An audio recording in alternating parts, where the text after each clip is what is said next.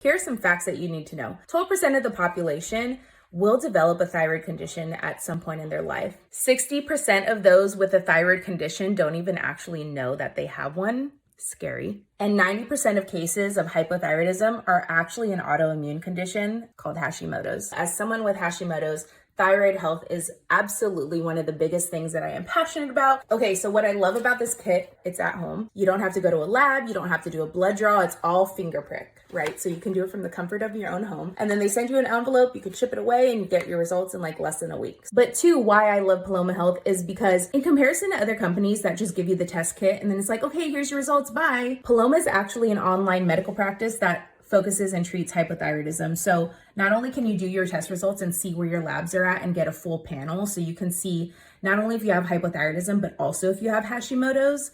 But if you sign up and become a member, you can actually schedule an appointment with a endocrinologist or a holistic provider or a functional doctor that they have on staff, and you can actually work with them also from the comfort of your own home.